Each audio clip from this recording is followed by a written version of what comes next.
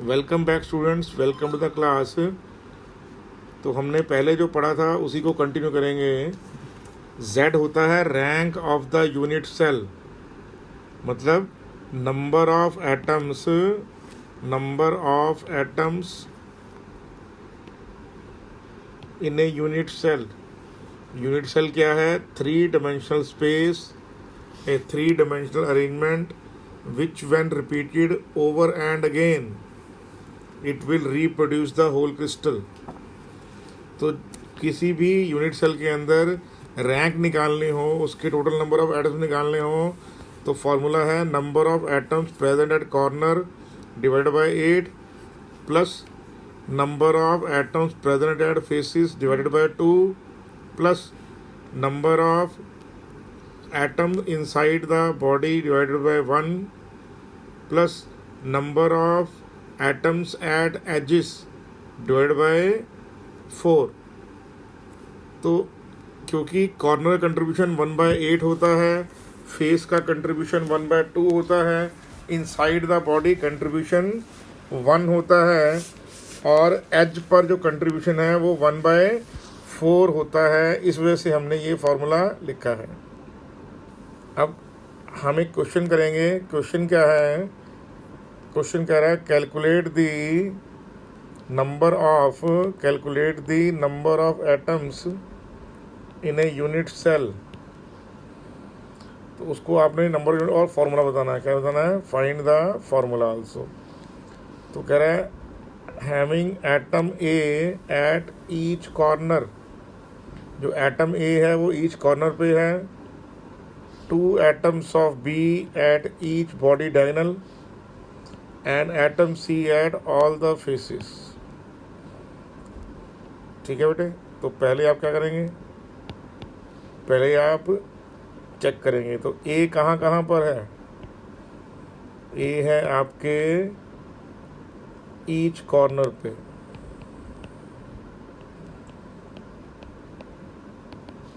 तो 8 कॉर्नर्स है, every corner contribution 1/8। तो कितना आ गया? 1। तो ए की वैल्यू 1 आ गई। सिंपल सा फॉर्मूला है number of atoms at corner by 8 आ गया। ठीक है ना। दूसरा क्या बोल रहा है? जो एटम बी है कहाँ पर है? एटम बी है एट ईच बॉडी डायगोनल।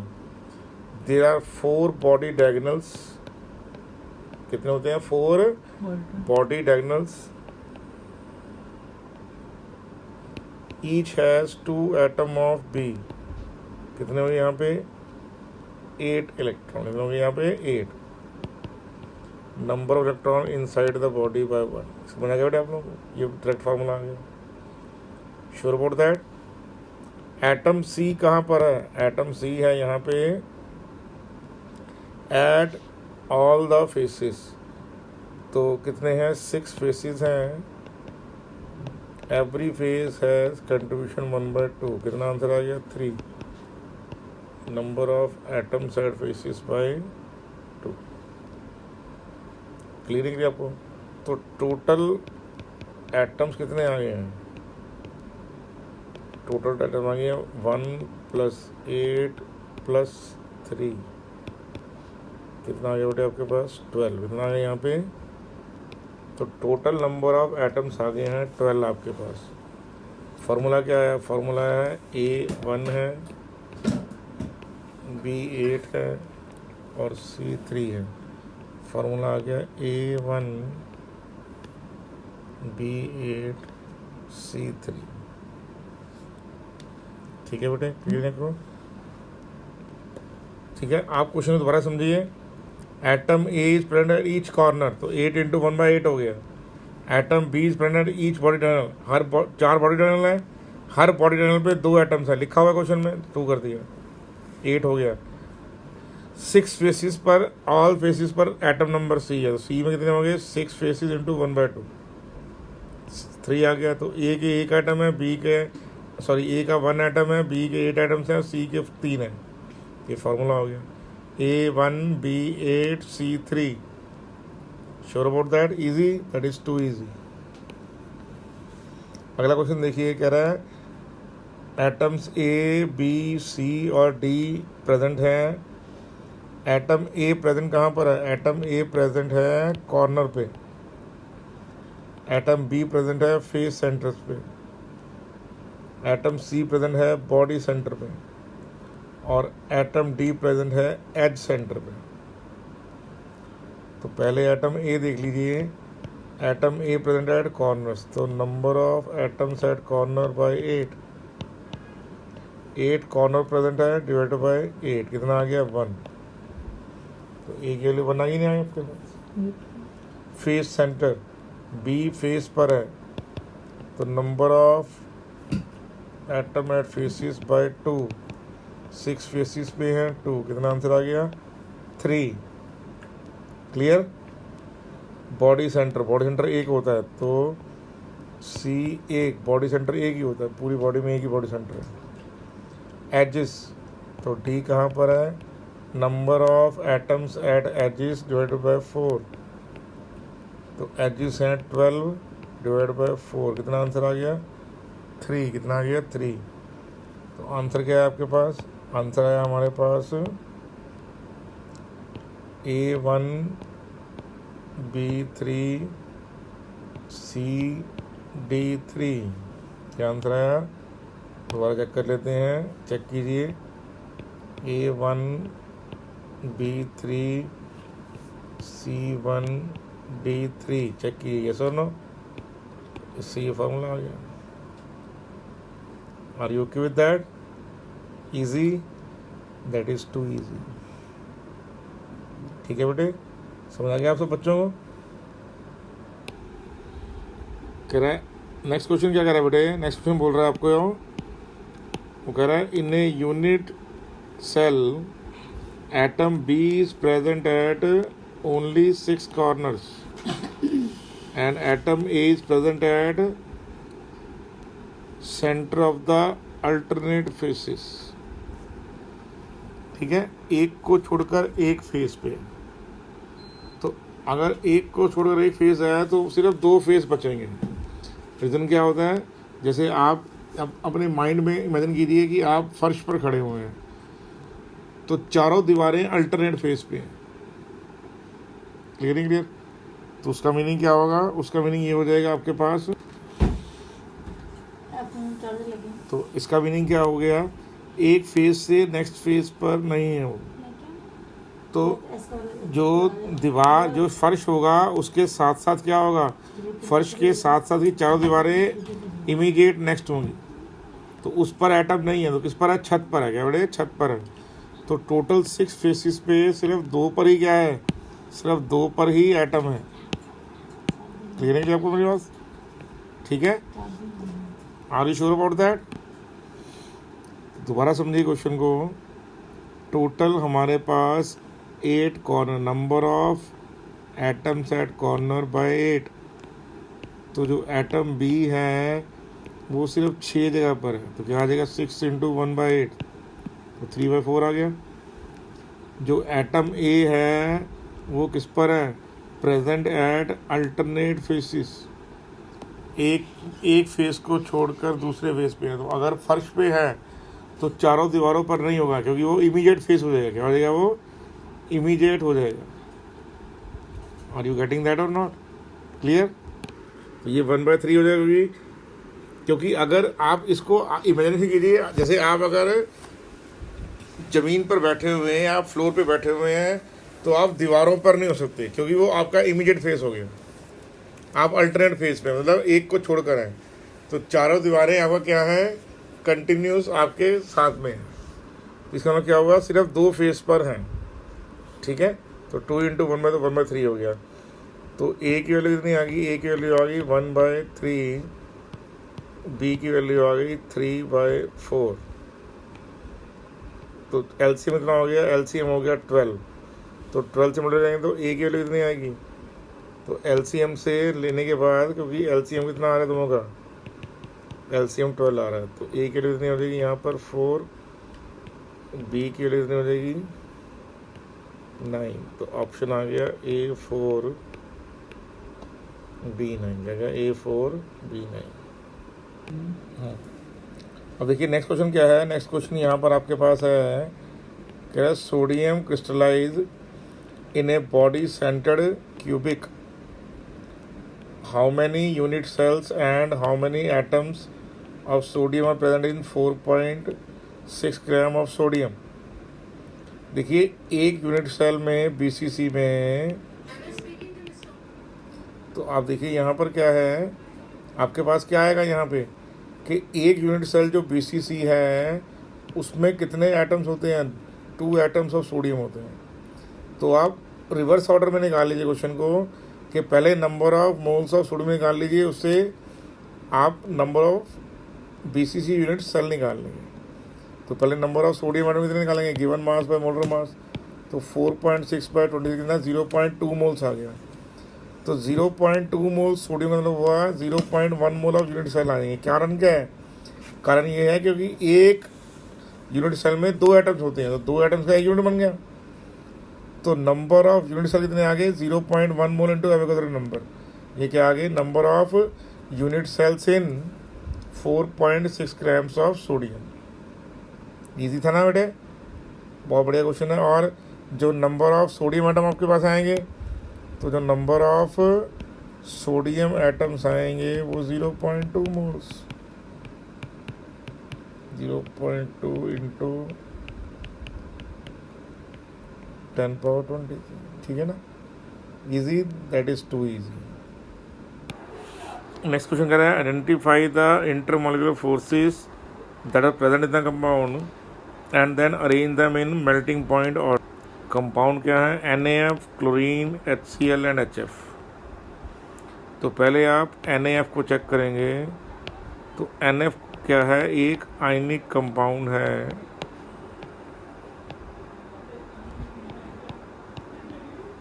तो इसमें क्या होगा, इसमें प्रेजेंट है आपके, ठीक है, इलेक्ट्रोस्टैटिक फोर्स ऑफ अट्रैक्शन, मतलब आयन अट्रैक्शन, क्या है बेटे, आयन अट्रैक्शन, और ये बहुत स्ट्रॉन्ग अट्रैक्शन है।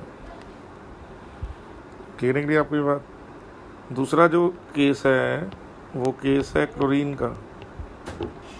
क्लोरीन में क्या है प्रेजेंट है, क्लोरीन में प्रेजेंट है सिर्फ आपके पास जिसको आप बोलते हो लंदन फोर्सेस या van der Waals forces, London forces, या फिर इसको क्या नाम है दूसरा, वैन डर वाल्स फोर्सेस। कौन से बेटे, van der Waals forces. Number 3 compound है वो है HCl।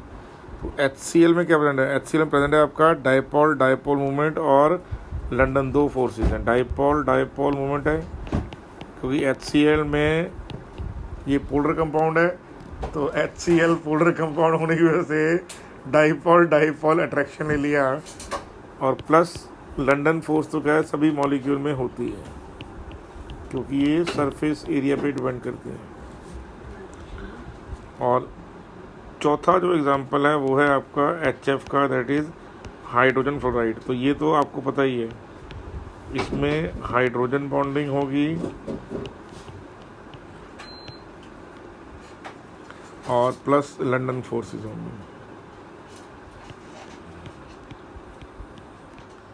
देखिए लंदन फोर्सेस बोल दीजिए या वैन डर वाल्स फोर्सेस, एक ही बात है, याद रखिए इस बात को आप लोग, ठीक है, ये पॉइंट आपको याद रखना है।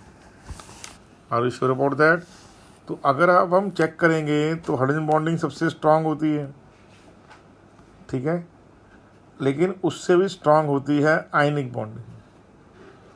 तो बाकी सब में 1, 2, 3 में जो अट्रैक्शन है वो आप समझ लीजिए बहुत, मेरे को हाइड्रोजन बॉन्डिंग जो है नियरली अबाउट 40 to 8 मैक्सिमम आपका 60 to 80 किलो जूल होता है, इससे ज़्यादा होता नहीं। नॉर्मली हाइड्रोजन बॉन्डिंग इसमें होती है 35 to 40 किलो जूल, लेकिन आयनिक बॉन्डिंग बहुत ज़बरदस्त होती है। तो आपके पास क्या आएगा सबसे पहले, तो अगर हम मेल्टिंग पॉइंट का ऑर्डर चेक करेंगे तो मेल्टिंग पॉइंट का ऑर्डर क्या आएगा, NaF मैक्सिमम है, उसके बाद आपके पास क्या आएगा बेटे, HF आएगा नंबर 4 का,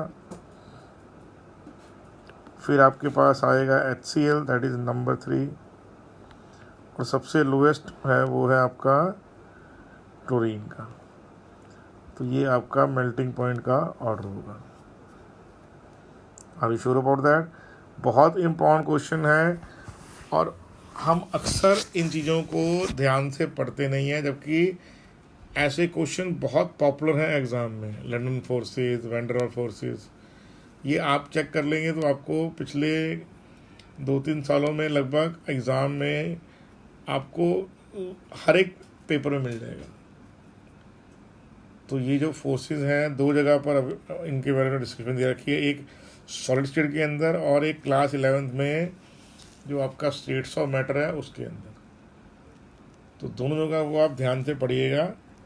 और थोड़े बहुत फोर्सेस के बारे में आपको केमिकल बॉन्डिंग में भी जानकारी दी हुई है।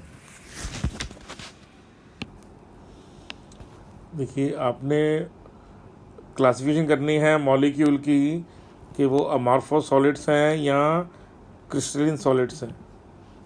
तो आपको मालूम ही है, क्रिस्टलिन सॉलिड में जो आयंस हैं या एटम्स हैं वो एक रेगुलर पैटर्न में जाते हैं और अमॉर्फस में वो रेगुलर पैटर्न में नहीं होते हैं। तो जो हमारे पास प्लास्टिक है या फिर आप मान लीजिए रबड़ी मटेरियल है, वो क्या होगा? वो होगा अमॉर्फस। अगर हम चेक करेंगे ध्यान से तो अमॉर्फस और क्रिस्टलिन को आप इस तरह से डिवाइड करें। नैप्थलीन है, बेंजोइक एसिड है, पोटाशियम नाइट्रेट है, फाइबर ग्लास है, कॉपर है। They have well defined crystal lattice.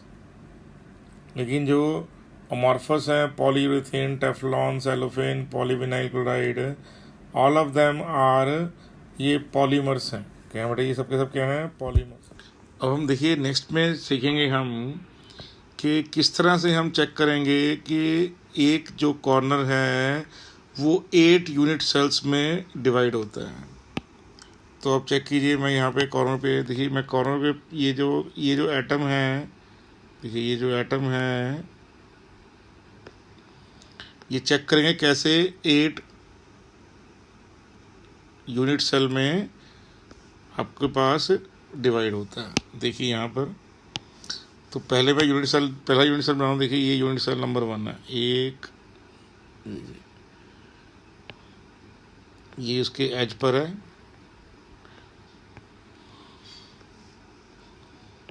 ये यूनिट सेल के एज पर है, ये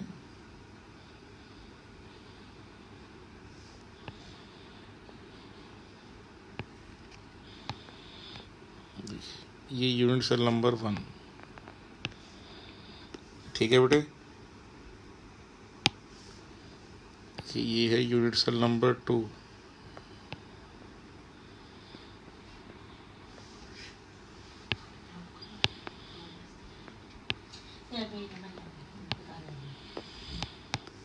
ये जो है कॉमन साइड है, देखिए ये रेड भी है और ये ब्लैक भी। ठीक है, तो ये 1 नंबर हो गया, ये 2 नंबर हो गया। ठीक है, अब देखिए तीसरा नंबर कहाँ पर है? देखिए तीसरा नंबर ये रहा, ये तीसरा, थर्ड नंबर, ये थर्ड नंबर है।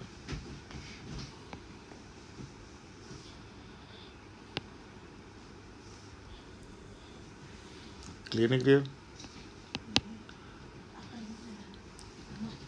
जो 4th नंबर है कहाँ पे आ रहा है? देखिए ये 4th नंबर वाला यहाँ पे आ रहा है।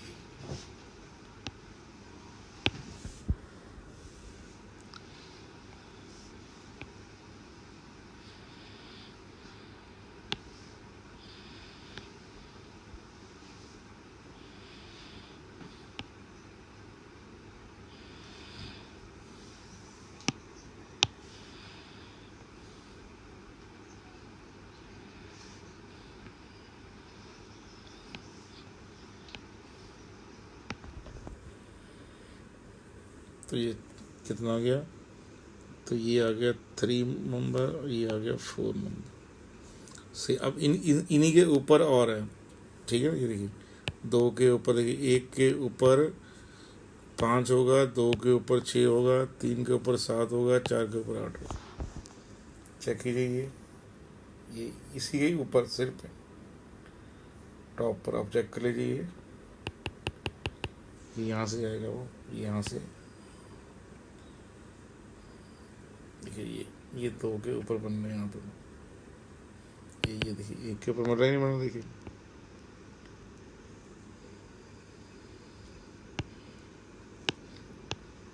ये देखिए। फिर ऐसे ही यहाँ पर 2 के ऊपर बनना, देखिए यहाँ पर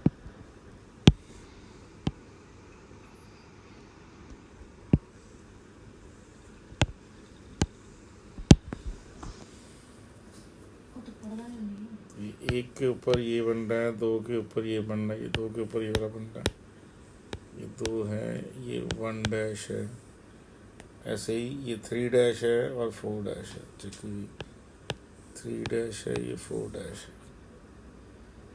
तो टोटल कितने होंगे 8 यूनिट सेल्स, एक कॉर्नर को 8 यूनिट सेल।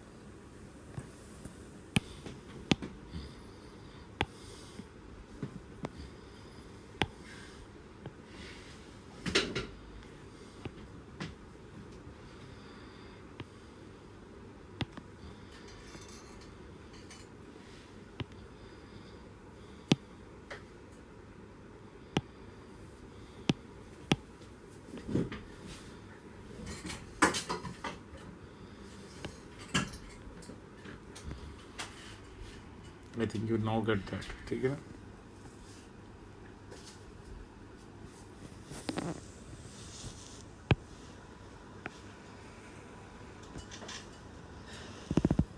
तो 3 के ऊपर 3 डैश होगा, 4 के ऊपर 4 डैश होगा, होगा 1 के ऊपर 1 डैश होगा, 2 के ऊपर 2 डैश होगा। तो ये क्या होगा, एक ये जो आपका कॉर्नर एटम है has been surrounded by 8 unit cells.